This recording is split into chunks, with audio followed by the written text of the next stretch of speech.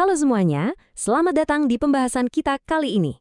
Hari ini kita punya satu misi yang seru banget, membongkar rahasia ngebangun kekayaan pakai analogi yang super simple, yaitu bola salju. Kita bakal bedah bareng-bareng gimana sih cara kerja uang yang sesungguhnya.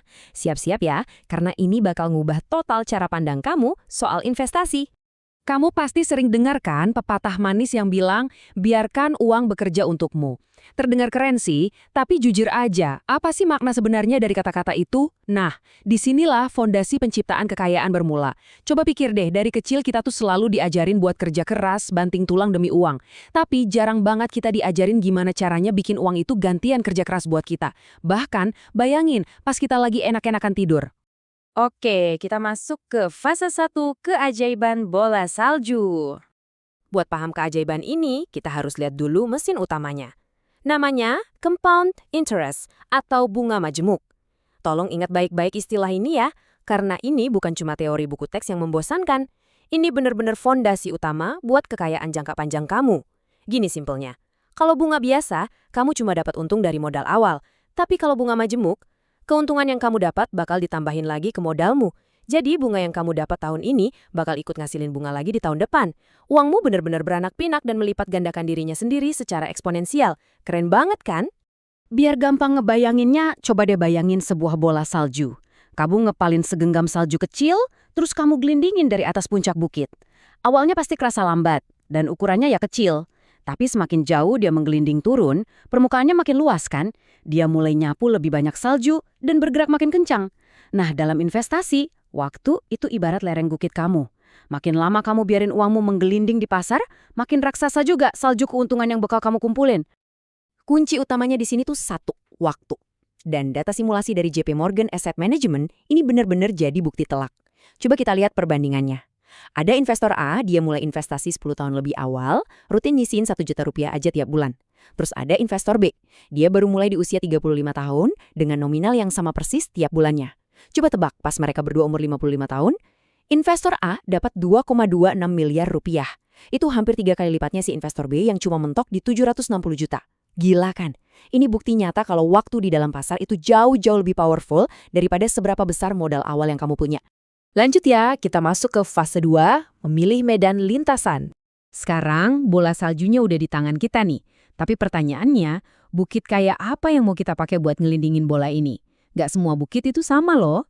Pertama, kita punya bukit yang landai dan aman banget, yaitu SBN atau Surat Berharga Negara. Ini dijamin 100% sama negara. Terus di tengah-tengah ada reksadana pasar uang. Bukit ini lumayan stabil, jarang banget nilainya turun bikin jantungan. Nah, yang terakhir, saham.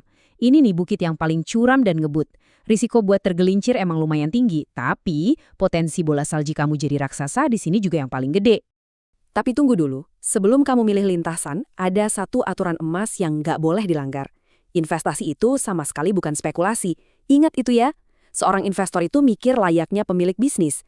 Mereka sabar, ngelihat fundamental, dan mikir buat jangka panjang. Kalau spekulan, wah mereka tuh lebih kayak penjudi. Beli cuma karena kebawa emosi, denger rumor sana-sini, atau sekedar FOMO, takut ketinggalan kereta. Pesan saya, jangan pernah perlakuin pasar keuangan kayak kasino atau bola salju yang udah susah-susah kamu buat bakal langsung hancur nabrak pohon.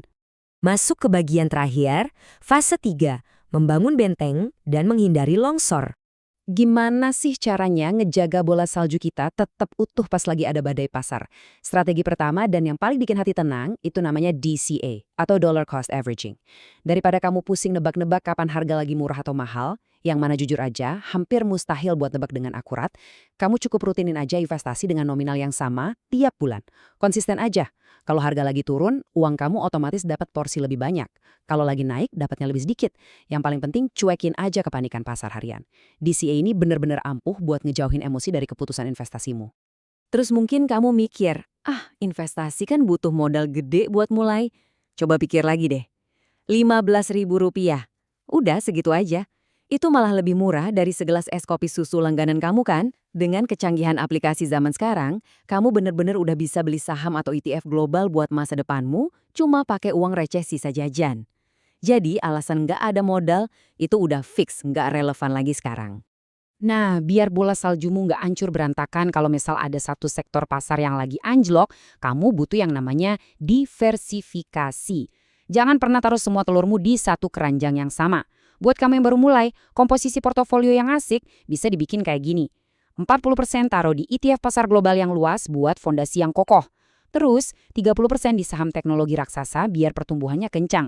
Sisanya, 20% di saham defensif yang tahan banting walau lagi krisis. Dan ingat, selalu sedia 10% dalam bentuk cash atau uang tunai. Cash ini tuh ibarat amunisi cadangan kamu, siap ditembakin pas lagi ada diskon gede-gedean di pasar. Sayangnya, cuaca pasar nggak selalu cerah. Kadang ada longsoran. Nah, aturan manajemen risiko ini ibarat sabuk pengaman kamu buat bertahan hidup. Pertama, selalu pasang batasan rugi atau stop loss, dan tolong disiplin soal ini. Kedua, jangan pernah ngerisikoin lebih dari 2% dari total modalmu di satu posisi. Kalau misal meleset, kamu nggak bakal kehilangan semuanya. Dan yang sering dilupain orang, bikin jurnal. Catat alasan kamu beli atau jual. Ini bakal maksa otak kamu buat pakai logika, bukan cuma nurutin emosi sesaat doang. Saya pengen nutup seluruh logika bahasan kita hari ini pakai satu kutipan brilian dari Opa Warren Buffett. Ini benar-benar merangkum esensi dari efek bola salju. Beliau bilang, belilah saham yang kamu akan dengan senang hati menyimpannya meskipun pasar tutup selama 10 tahun. Maksudnya, investasilah pada nilai bisnis yang beneran nyata, bukan pusing sama naik turunnya harga tiap hari. Miliki mindset jangka panjang.